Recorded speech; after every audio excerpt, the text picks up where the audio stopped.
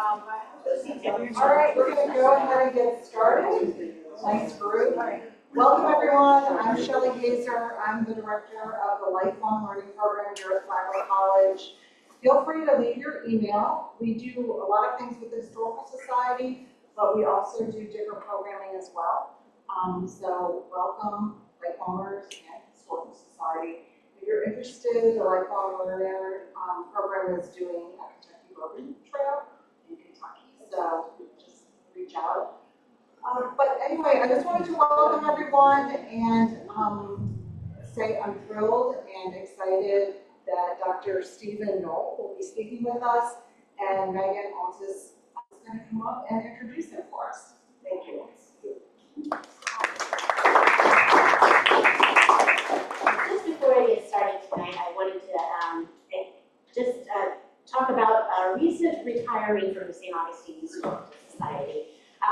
Bob Nawrocki has recently retired as our chief librarian, and he is here this evening. He was with us for 15 years. Just the best. I don't even know how else to explain him. But Bob, we wanted to, in honor of you being a historical or the research library director here, we'd like to give you this. And this will go, I'm sure, right in front of you.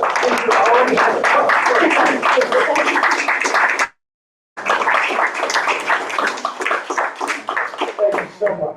You're welcome. And I can only say I really thoroughly enjoyed my time at the Historical Society, and I especially want to thank not only all the staff that's here and all the staff that I've worked with over the years, but I especially want to thank Megan for her friendship, leadership, and like my wife, whenever I get crazy, she would call me right down and tell me, no, you don't want to do that. We kept each other safe. Thank you very much. You're welcome. I got to say, thanks so much.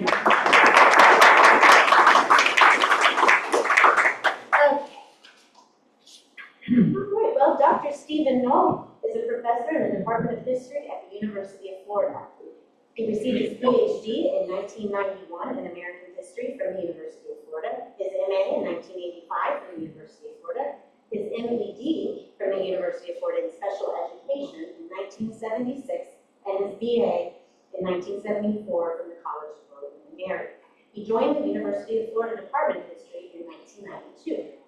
He has published multiple books, including Feeble-Minded in Our Midst, and Ditch of Dreams, The Cross-Florida Barge Canal, and the Struggle for Florida's Future. He is also the recipient of many awards, including the John Hunt Undergraduate Teaching Award, the Department of History at the University of Florida in 2015. In 2012, as the Princeton Review as one of the 300 best professors in the United States. Wow. Dr. Noll teaches courses on the history of disability in America, Florida history, Florida environmental history, diversity in American history, the Gilded Age, and Progressive Era, as well as both halves of the American History Survey course. So I'd like to give a warm welcome to Dr. Stephen.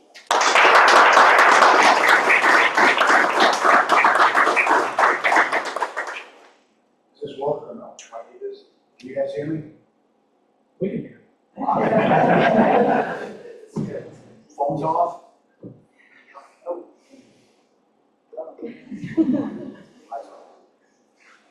That's the question I have to ask my students. But they don't get phone calls, they just text. So you guys can text. So this is a presentation about a time period in Florida when democracy was in a interesting phase. So at some point, I think it can relate to where we are today. And this comes out of a broader project sponsored by the Smithsonian and the Florida Humanities called Museums on Main Street, in which they provide traveling exhibits to underserved communities around not only Florida, but around the nation. So this was called Democracy, this historians are big on colons. We won't go there, but Voices and Votes. And it was about democracy as a evolving tradition within American society. And 5 places in the state were chosen to do this, and I was the lead scholar on this. And this different, or it comes out of that larger project. So if you're familiar with Florida Humanities, it's an amazing organization. Supporting the humanities at a time when humanities are under attack throughout the nation is pretty important. Even if you don't care about humanities being under attack, the magazine that you get for joining called Forum is phenomenal. It's a great magazine that provides articles on Florida history, culture, Florida food, good books to read, lots of world histories on people who have been here forever, people who just moved here. So it's a great resource, and especially if you just moved to Florida, and just retired here, don't know very little about the state, it provides a really good opportunity to understand what this place is about. Because people, ask them, Florida, where are you from? They won't say, I'm from St. Augustine, I'm from Daytona, I'm from Detroit. Well, you've been living here for 15 years. So Florida Humanities is really good, and thank them for their support, not only of the things that I do, but this project in particular. So, all right. Where's our team at? It's just like that there. Maybe your clicker. Can you? There we go. Got this.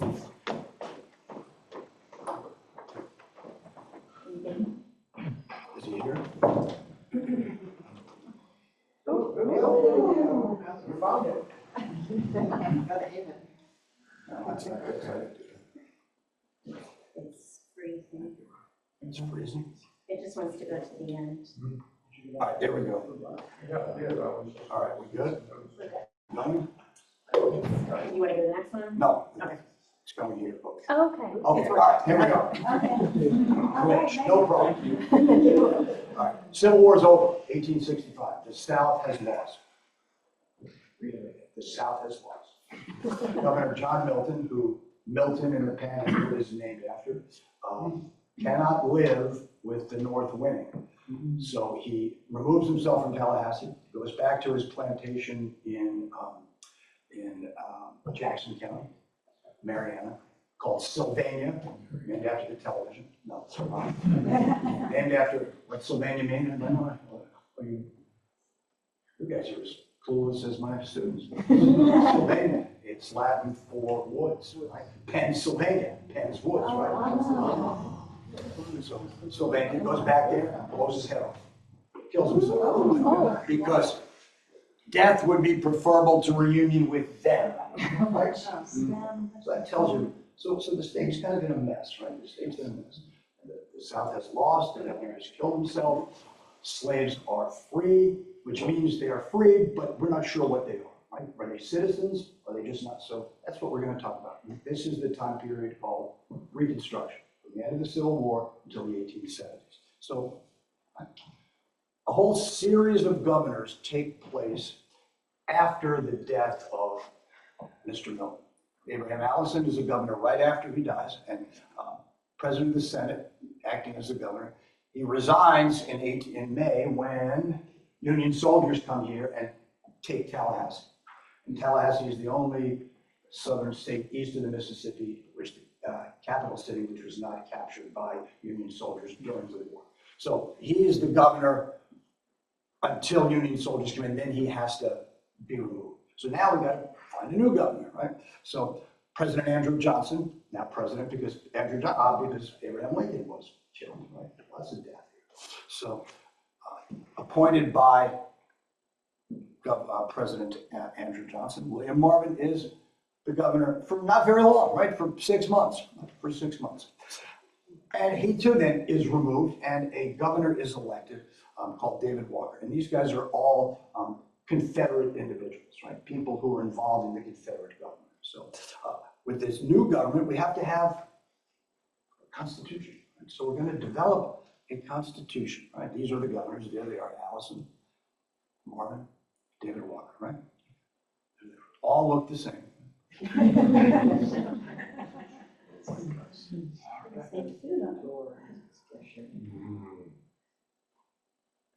The IT person's in the back if you need help. Yeah, it's not working. So what do we need? we need help with IT, but what do we need to have a legitimate government? What?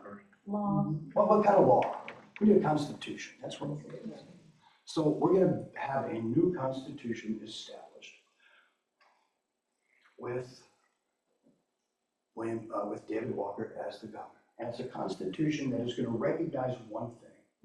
Oh, there we go. Go back one. Is it going now? Should be. All right, go. All right, go ahead. Is it work? Is this guy working? Yes. Okay, for now. It's You can just sit there. So this is the new constitution, approved by the President of the United States. And basically it says one thing. No more slavery. But it also says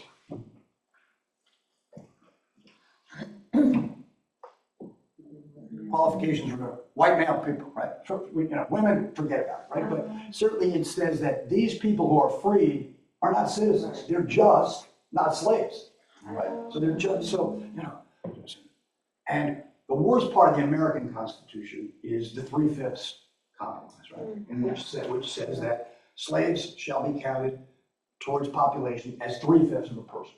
And we think that's horrific. Well, it's replicated right here in 1865. Same thing, 3/5 of the number of colored people. I mean, sorry, I apologize for the language, it's not mine. But. So at some level, what this does is says everything is the same as it was before, except those people are not slaves. But they're not equal. They can't serve on juries, they can't vote, they are not that C word, they're not citizens, right? So who's happy with that? So, not me, because that's work.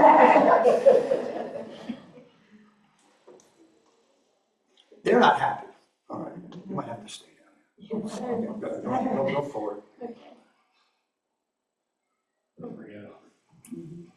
Sorry. Okay, all right. So when we talk about elections and problems in Florida politics, right? 2000 with Bush and Gore, right? And oh my God, it's so horrible. Well, guess what? It's a great tradition in Florida.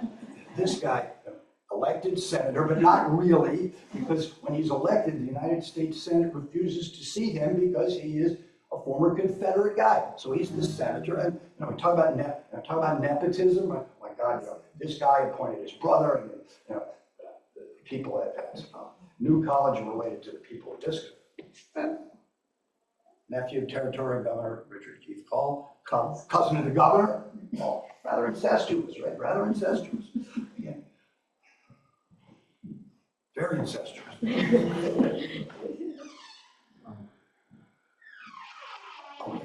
Go back one. Okay, so what happens? The federal government takes over Reconstruction and says what the southern states, Florida included, is doing is unacceptable. Guess what, folks? You lost the war. You can't tell us that you're going to have these kinds of things. So the federal government says in order for Florida to be readmitted to the Union and have senators serve in Washington, you have to have a new constitution. A constitution in which the people who were freed are now citizens, right? As opposed to being just not slaves. So a new constitution is written in 1868, right? In which African Americans participate in writing of this. And it's a very different document than the one just 3 years later.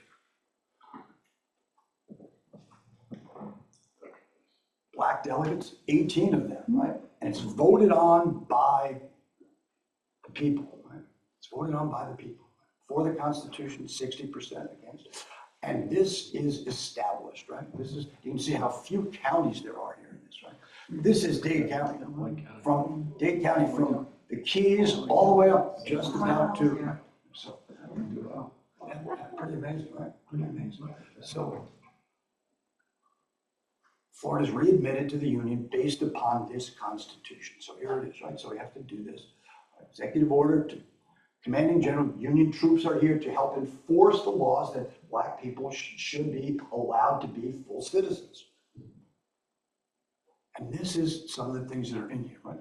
Every male person, no notion of color, over the age of 21, and whatever race, call it, right? It's a paramount duty of the state to make adequate provision for the education of all children. Uniform system of common schools, right? Superintendent of public instruction. But the craziest thing is, who else is living in Florida? Seminole Indians. Tribe of Indians, known as Seminoles, shall be entitled to one member in each house. Unbelievable. And it can't be a white person, it has to be a Seminole. Guess what? They say we don't want anything to do with that. They never served. The fact that this is in here is remarkable, right? It's remarkable. And this changes, this Constitution changes everything. New governor elected with a lieutenant governor, right? White Northerners, what do we call those white Northerners? Carpetbaggers. Okay. So they're carpetbaggers, right? They come down here. Republicans, there never had been a Republican governor of Florida. There will not be another one until the 1960s, right? In fact, when Abraham Lincoln runs as a Republican in 1860, he didn't get one Florida vote. He's not even on the ballot, right? So this is profound. So who's supporting these guys? Carpetbaggers, but significant numbers of African Americans. So, there they are. And even though they are on the same ticket, as it were, they don't like each other. And they don't like each other so much that this guy tries to get him impeached twice during his term. so just kind of crazy, right? And when they leave office, what do? They stay in Florida. Like they stay in Florida and they decide that, they want to be boosters of the state, enticing other Northerners to come down here. Why? Cheap land, cheap available land, low taxes, and great weather. Right? So Governor Reed establishes a magazine called The Semi-Tropical, which is published in New York, about the virtues of Florida. Gleason moves to the end of the earth, Brevard County. There's nothing there. It's not the Space Coast yet, certainly. And, builds his house in O'Galley, right? And tries to entice other Northerners to come down here. And in the process, though they were elected with black support, their concern about black citizens ebbs as they leave, right? And of course, his house in O'Galley, so big, he turns it into a hotel. So presaging what Henry Flagler does, right? Hotel Granada, right? Burns just like everything else in Florida, right? Burns down. Amazing stuff, amazing stuff. This is Chloe Merrick. And Chloe Merrick is a Northern carpetbagger woman who comes to Florida not to make money, but to help the freedmen and freed women and freed children in their transition from slavery to freedom. She starts a school for black children in Fernandina in this house, which is the house of a Confederate general named Joseph Finnegan, who won the Battle of Olustee. And after the Civil War, he comes back, loser, and finds not only has he lost the war, his house is taken over by young African-American students. But Chloe Merrick is more than just another female advocate for black rights. She ends up marrying the governor. She ends up marrying Harrison Reed, right? And she ends up looking up. She ends up marrying the governor. Okay, go that one more back. And they are at, she ends up, and hard to see in this picture, but she is at the Capitol along with Harry Beecher Stowe, who moves to Florida. Anybody know where she lives? She lives in Mandeville along the state church. And she becomes involved too. Anybody know her book? The book's called Palmetto Leaves. It's a remarkable book. It's wonderful to read. If you want to know what Florida's like in the 1870s, it's a great book to read. But so all these people are involved in this stuff. And there are significant numbers of African American, not just voters, but African American, African American office holders. Jonathan Gibbs, he's a Northern carpetbagger too. Comes down to Florida, lives in Philadelphia, comes down to Florida to help freedmen in the transition. He's born a free black man, can read and write, and becomes superintendent of public instruction in the state of Florida. His son, Thomas Gibbs, also becomes a Florida state representative after. Gibbs dies, unfortunately, very early, 1874, right in the middle of his term as supervisor as superintendent of public instruction. And if you are from St. Pete, Gibbs High School, named after Jonathan Gibbs, right? And it was the black high school. It was the black high school. So there's the 1950 band looking like the FAMU Marching 100, right? So Gibbs Gladiators. I used to, go to Gibbs. They didn't know the story. Thought it was just some guy. Gibbs, who's Gibbs? Maybe the guy from NCIS. But a remarkable series of African American office holders at all levels, from state level to local level, all the way up to national level. And whites like John Melton don't like this. And to prevent blacks from participating, certainly violence takes place. And in Jackson County, which is Mariana, and not coincidentally that it's the home county of the former governor who killed himself, Jackson County War takes place in which, what's the war about? It's about black people voting. It's about preventing black people from voting. Armed guards at the polling stations, right? And if we can't prevent them that way, we certainly can lynch them. So in Alachua County, this is so political violence. But in spite of that, we get people like Josiah T. Walls. And Josiah T. Walls, born a slave in Virginia, fights in the Civil War in South Carolina, comes to Florida after the war, just like everybody else, looking for a new start, looking for economic opportunity, and looking to help people. Ends up in Gainesville, starts a black newspaper in Gainesville, becomes an important entrepreneur and business owner, and ends up serving in the United States Congress. The first Republican and the first black person from Florida to serve in the United States Congress, right? But of course, and here he is, that's the same picture. These are the first black congressmen and senators in the United States Senate. And it's remarkable. Less than 10 years after the end of the Civil War, these guys are serving in Congress. But to me, what's remarkable about this picture is Gibbs is in the middle, which tells us, it's not just by height, right? He's in the middle because he's extraordinarily important. And it tells us Florida's important too, right? This is his platform that he says, towards the massacre was all the Democratic plan. So the colored men of Florida determined to have a course of action to prevent this violence. And this is his monument downtown Gainesville, his marker. And my students take the picture of this and it tells you what he did. Ends up, after he leaves Congress, he ends up running an orange grove in Orange Lake on what today is Payne's Prairie. When the Great Freeze of 1894-95 takes place and he goes bankrupt, just like thousands of other grove owners, he ends up moving to Tallahassee and ends up working at what will become FAMU, at the Florida Agriculture and Mechanical College for Negroes. Again, I apologize for the name. And working there as an agricultural instructor. But to tell you how, this is an important guy, right? This is an important guy.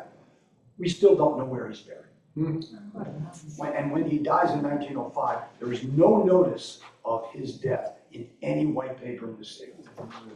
So that tells you just how crazy stuff is. And so where's he buried? We're not sure.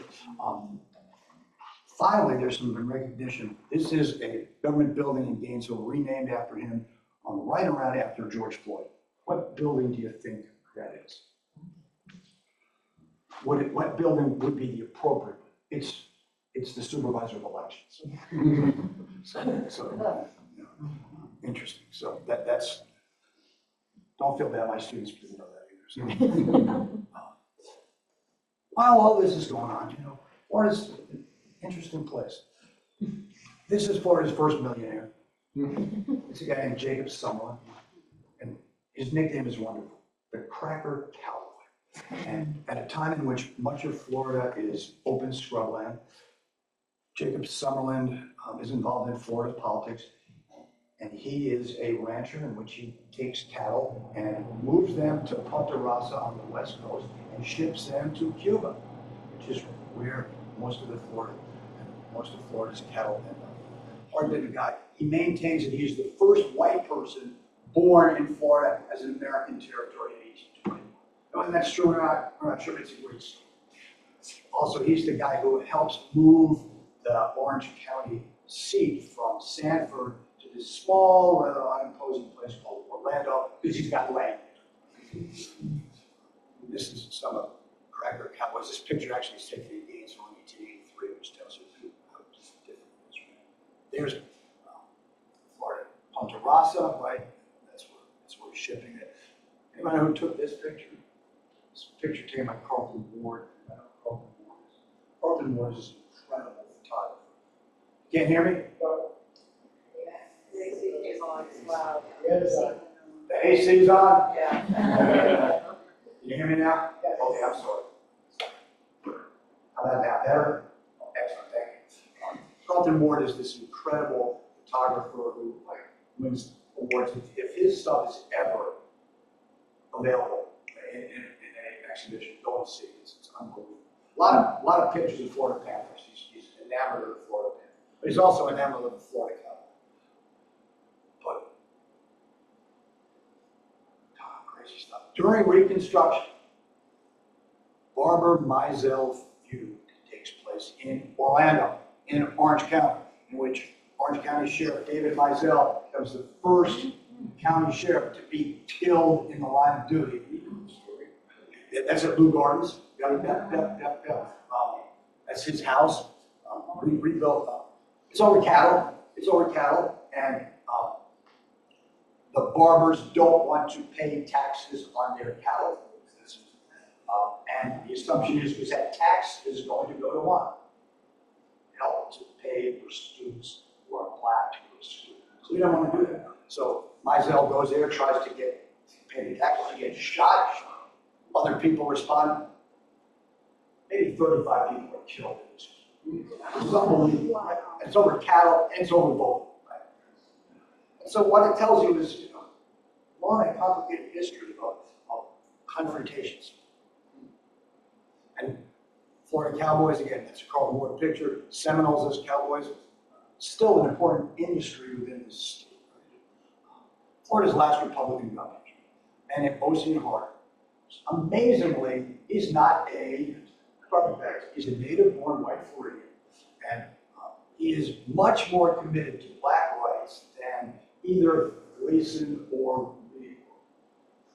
But just like Jonathan Gibbs, he dies in office too. And Marcellus Stearns becomes the governor until 1877. Veteran of the Civil War on the Union side, lost his arm, so he's a disabled veteran. And though Republican, he is not necessarily wedded to black rights like Hart is. To tell us how people name their children after people who were important to them.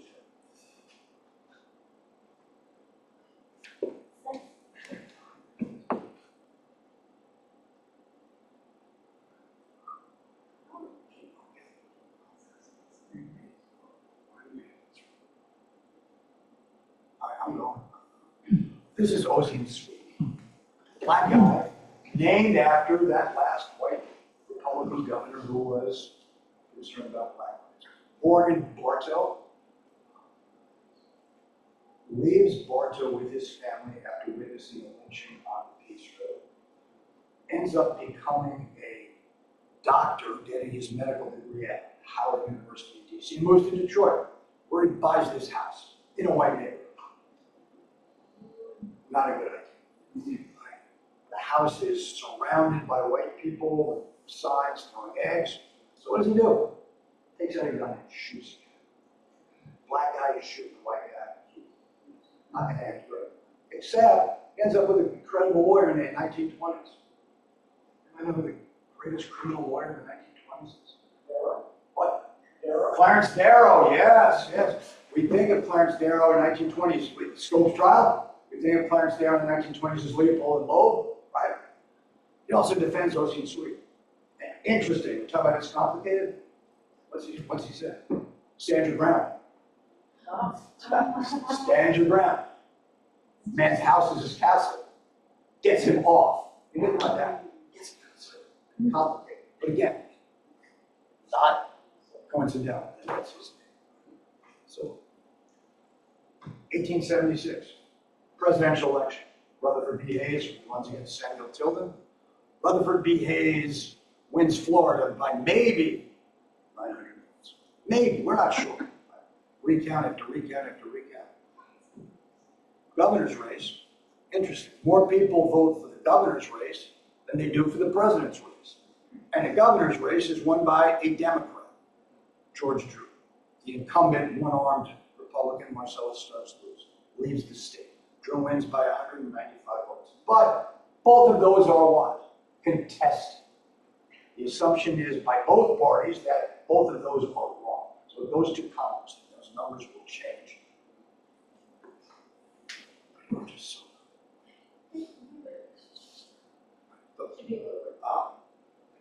Those numbers will change, right? Change numbers, right? Drew beats him, and as you see, those numbers are not the same as on the previous slide. There's a good recount. It sounds like Bush v. Gore, right? So what happens? Well, what happens is we're not sure who wins. Samuel Tilden wins the nationwide popular vote. That doesn't matter. It's America, right? Doesn't matter. Doesn't matter. Doesn't matter. Supposedly, we're not sure who's going to win because 3 states in the South have contested votes. All have to do with race. Florida, South Carolina, and Louisiana. Florida with the least number of elected votes. But if any of them go to either of the candidates, that person's going to be the winner. So what happens? It goes to a committee to decide who those 3 states should go to. Right? And guess what? The committee decides. The election is held in November. The president is inaugurated then in March. It's late February before they decide who the president is. So we're in limbo for all that time. So the committee decides that all 3 states, South Carolina, Florida, and Louisiana, have been won by Rutherford B. Hayes, which means he wins the election 185 to 184. He's the new president. Who's happy? Republicans are happy. Northerners are happy. Who's sad? Democrats are sad. Southerners are sad. But this is called the Compromise of 1877. Compromise means we're going to try and make everybody a little happy, right? So what are we going to give the Democrats? We're going to give the Democrats these 3 states in local and state elections. We're going to take federal troops out of the South, and Reconstruction is over.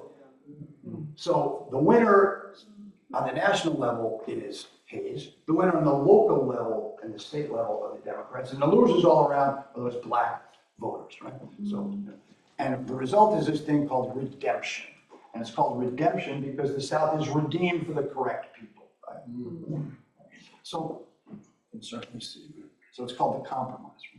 And this is from an exhibit at the University of Florida Library. It's hard to see this, but these are some of the reports and the testimony given on the problems of this election and the fraudulent nature of what's happening in counties in Florida and in the state. So,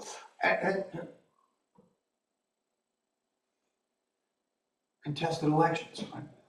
1876, this is J.J. Finley. And if anybody's from Gainesville, the school in Gainesville was named after him, recently renamed after an African-American physics woman. But both these guys are fighting against each other. Finley he's in his Confederate uniform there. Contests his election, contests his election, contests his election. So, I mean, this just tells you how insane all this stuff is, right?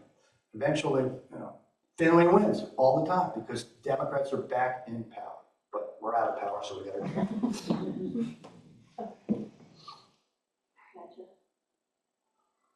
And so, okay, so we love Henry Flagler because we're in St. Augustine. If we're in Tampa, we love Henry Plant. But if we're in Sanford, we love Henry Sanford.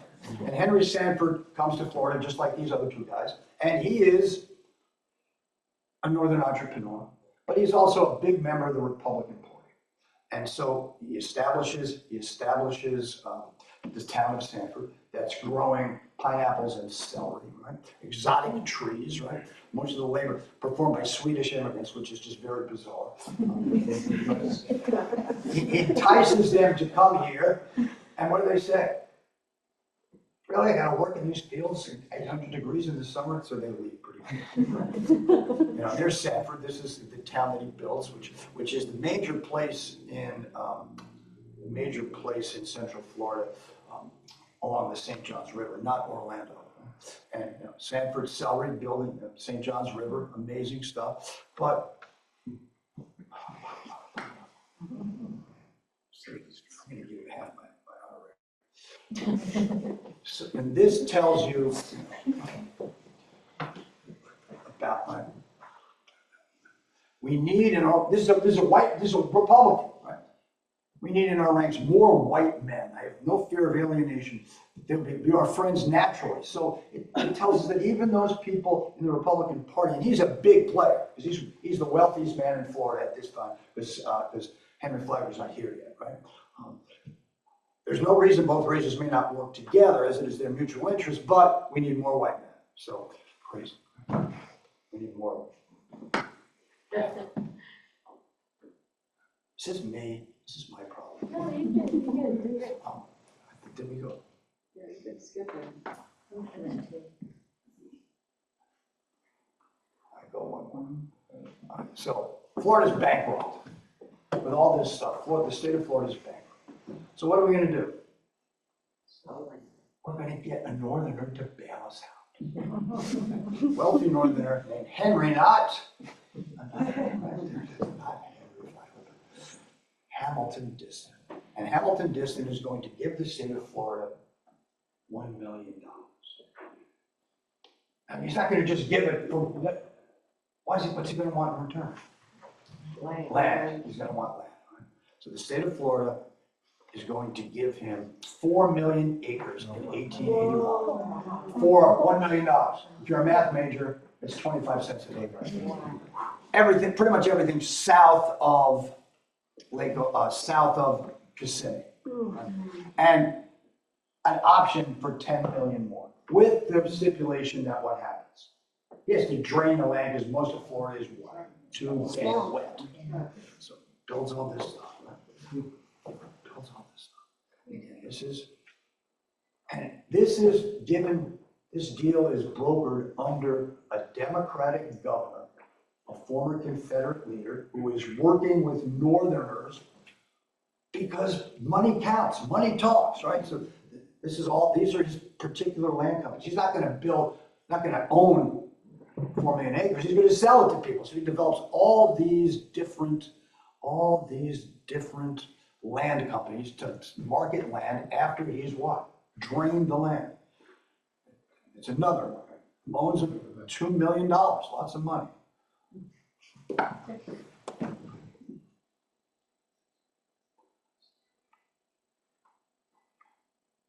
With dredges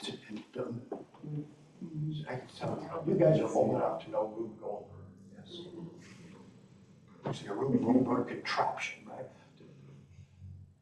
Dredging. But he only manages to dredge and fill about 200,000 acres, which is a lot, but it ain't 4 million. Right? So what happens? He goes belly up. And just like our friend Governor Milton, he too kills himself. And of course, it's all about water, so he kills himself in his bathtub. So he's gone now too. But this tells us just the relationship of power and politics to money in this state, right? And the next governor, is a man named Edward Perry. And Edward Perry is involved heavily in instituting the part of Florida called Jim Crow. And Jim Crow is about two things. It's about systematic disfranchisement of African Americans, and it's about legalized segregation. So one of the things he's going to do is he's going to remove the city charters of Pensacola, Jacksonville, and Key West, because why? there's black people on those city commissions. He's gonna reinstitute new governments with only white Democrats, right? And we're gonna install monuments. This is in Pensacola, the Lee Monument, which has just been, and, when we talk about why they're there, and we talk about why we're there, people can tell you it's about what? People can tell you it's about our ancestors. This is at the dedication of this monument later, period. This is the struggle for white supremacy. I'm not saying that. They're saying that, okay. They're saying, right?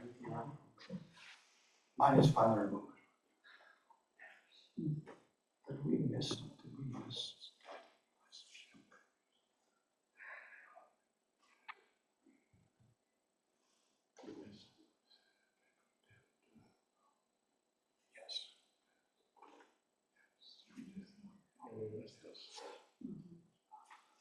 This is the governor who gives the land to Hamilton Disston.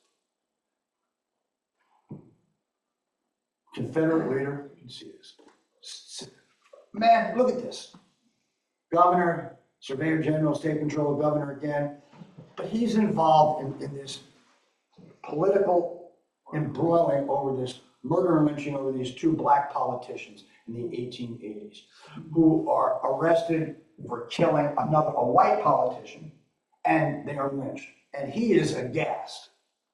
He's aghast. Governor has offered reward for the arrest and conviction of the persons who took them. So, I mean, here's a governor dedicated to white supremacy, but he is aghast that this lynching took place. So, remarkable stuff. I'm telling us, it's not as cut and dried as we think it is. This is that's the proclamation that he gives. Oh, man. Okay, let's see. Am I doing this? Yes, sir.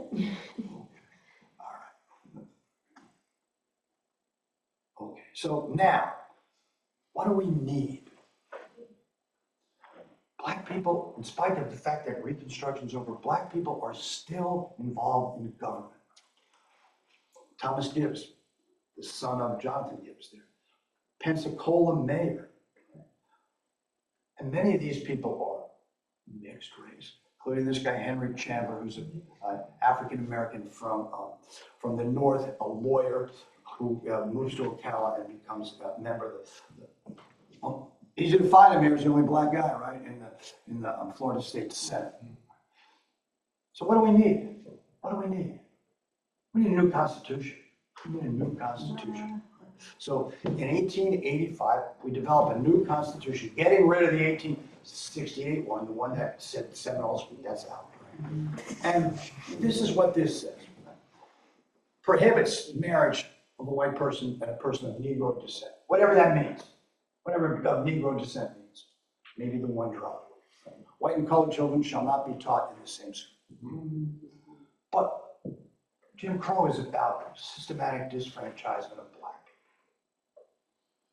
But the 15th Amendment says you can't discriminate in voting on basis of race,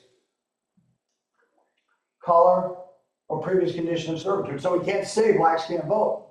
We can do this. The power to make the payment of the capitation tax a prerequisite for voting. What's a capitation tax? Poll tax. First state in the union to develop a poll tax. Not Alabama, not Mississippi, not Georgia, it's Florida, right? So now, what do they say? We're not discriminating against black people. If you can't pay, it has nothing to do with race, it means you can't pay, right? Get a job. Get a job. So who gets not able to vote? Significant numbers of black people, right? So who signs this document? This is really interesting, right? Gibbs is at the convention. He signs this. Chandler's at this convention. He signs this. 5 other black delegates are there. They signed this. Now, why would they do that? I mean, you're giving away their rights. Why would they do that? Because they recognize that they have to, at some level, go along. Right? And this guy signs it. John C. Pellet. Who is he? You have no idea who he is. John C. Pellet was the chairman of the Florida Secession Committee in 1861 when they seceded from the Union. So he's signing this thing, right? Here's all that's Henry Chandler's signature right there. So now we're under this new, and this is approved pretty much, right? Approved, you can see where it's approved. More counties now, many more counties coming about, right? Not so good power, but we're doing good. New governor, Francis Fleming, if you're a UF fan, Stadium Park, right outside the northern end of Florida Field. That's where this is. He's the governor, Democratic. Fleming Island, we know Fleming Island? Named after this guy. Okay, so what's he do? What's he do? Doesn't work.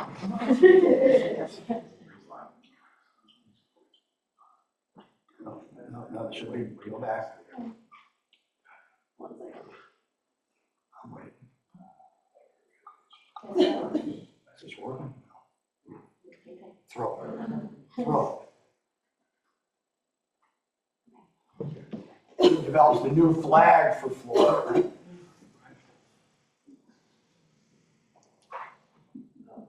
The Red Cross, now, suggests the Red Cross did not appear, so it didn't appear to be a flag of surrender. Coincidental that it is the cross of St. Andrews of the Confederate? We're not sure. Maybe. Who's this guy? James Dean. Not that James Dean. James Dean. Black judge. Yeah. Unlike many lawyers at that time, he has a law degree from Howard, and he is a judge in Monroe County, which is Key West. He is removed from office by Governor Fleming for what? For breaking the Florida Constitution.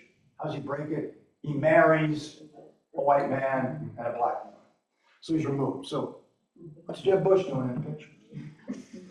Well, the hashtag is complicated. 2001, Jeb Bush signs a proclamation reinstating that posthumously James Dean to his position as a judge. Right? That doesn't do anything, but it tells us that it's pretty egregious what happened, right? And tells us, Jeb Bush, conservative Republican, says what we did was bad. So crossing the political line.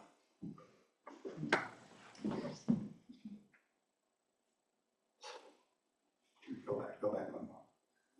So this is Jim Crow, right? This is Jim Crow, right? Miami, Virginia Beach, Cullinan, right? Emancipation betrayed by my former colleague at UF, Paul Ortiz, about political black. From Reconstruction, the bloody election of 1920, which we will end. So 1905, Florida passes a bill called the Avery Act, which mandates segregation on streetcars, aka buses. For all black people to sit in the back, except for one group, black nannies. So black people, including lawyers, say, there's a loophole in that. They sue that it's illegal because it's not equal protection. Some blacks can sit in the cars. Guess what? The courts rule in their favor. The law is overturned. Right? They begin to ride early, so they invariably occupy the front seats. So what happens? The law's changed. Sponsored by the change, right? Modified language, ordinance, unconstitutional, new law put into effect, right? And upheld. But it tells us that it didn't start with Montgomery bus. It starts back here, that African Americans are fighting for their rights, their political rights, even at the beginning of the 20th century. As are women.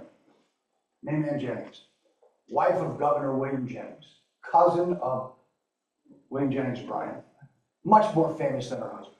Her husband dies in 1913, she dies in 1959.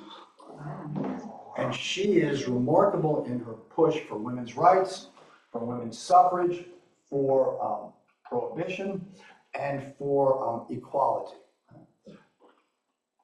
Votes for women. She's also really big at pushing for protection of the Everglades. You know what Koreshan is? Oh man. Go to Fort Myers. and Esther Owens. It is a utopian society of kind of crackpot individuals who think that the world is upside down and inside out.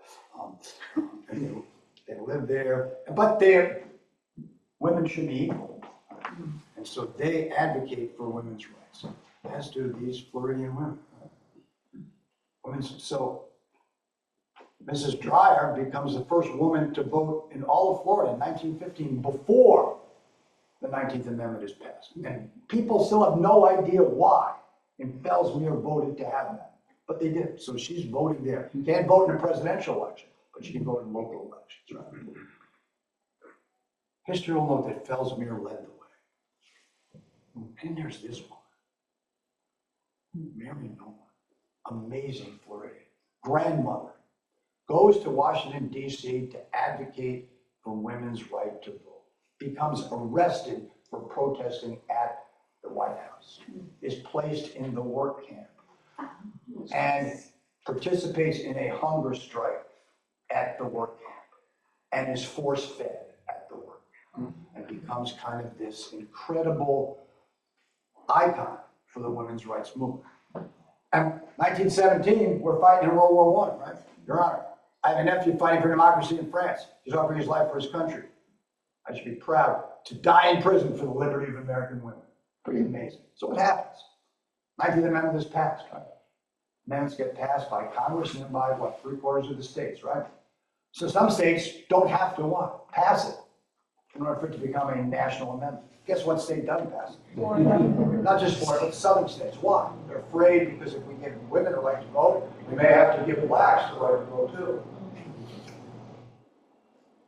Mary McLeod Bethune goes to vote in 1920 with her students behind her, fighting against the Klan.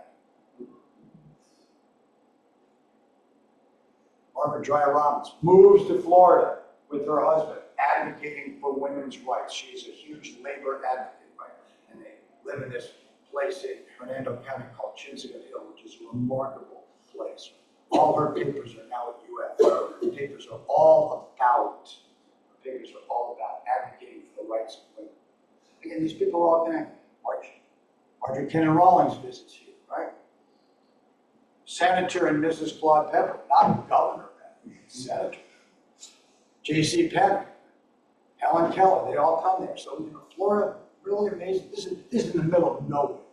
Still nowhere. What do you mean? When does Florida finally pass the 19th Amendment? Symbolically. It doesn't matter. These women can't vote, right? Symbolically, it passes in 1960. It takes all that time. It takes all that time. Amazing, right? Amazing. And 1914, maybe the most influential movie, Birth of a Nation, based upon a book called The Klansman. Really, did I see it? Unbelievable. Well, first of all, it's 5 hours long. It's unbelievable. It tells about how Reconstruction was horrible and the South was redeemed by wonderful Klansmen. Right? But African Americans, Blanca's largest theater refused to play it, right? Which means they have political power. They're on the city commission as late as 1924, which tells us that in spite of redemption, blacks are still having some political power, right? And then let's get off topic here. But here I am walking down St. George Street, trying to get ice cream. What do I see? There's a sign. Frederick Douglass spoke here.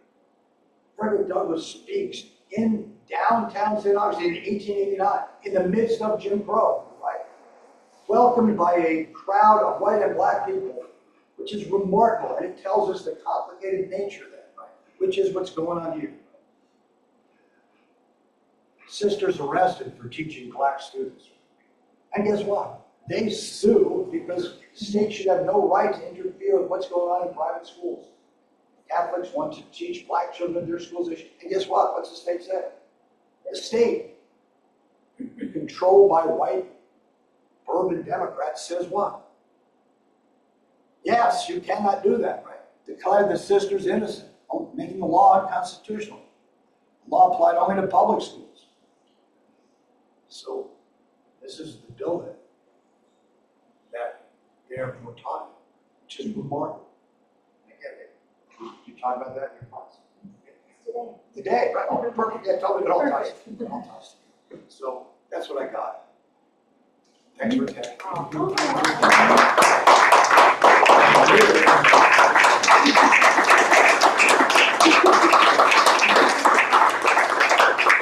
Questions? Questions? I think it is important to not sugarcoat, but it's also important to talk about positive things. Right? That there are positive things happening. And it's not bad to say bad things happened in the past. It's like a family.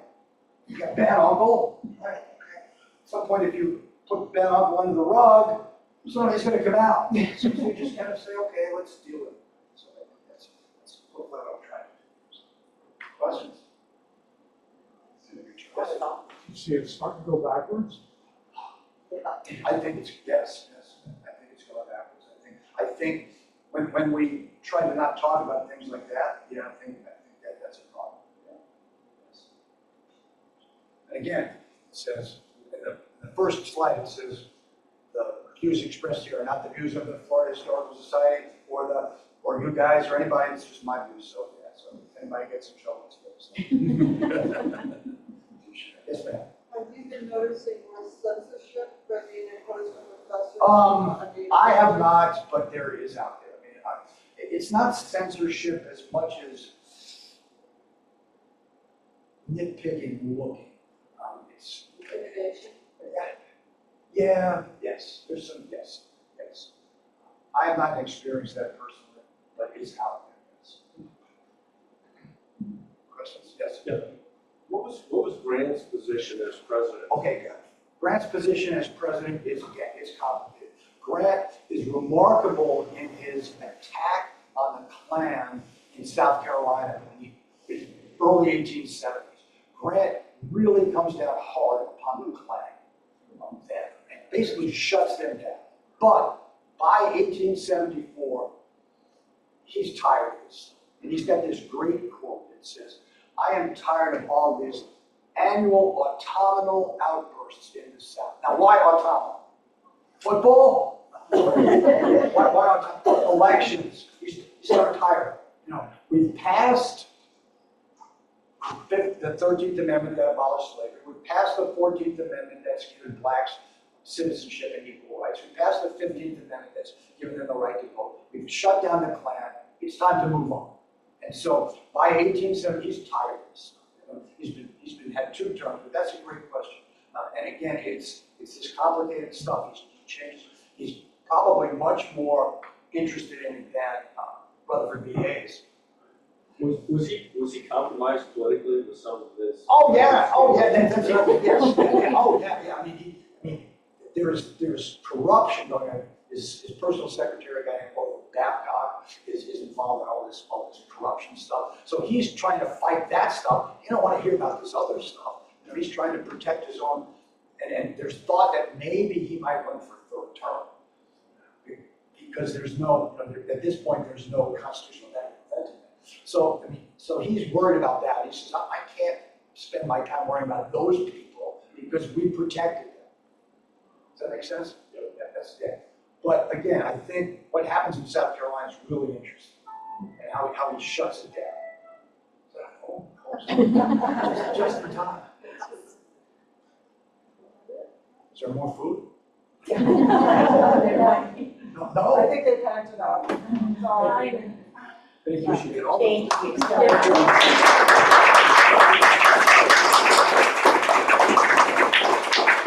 Okay, this was good.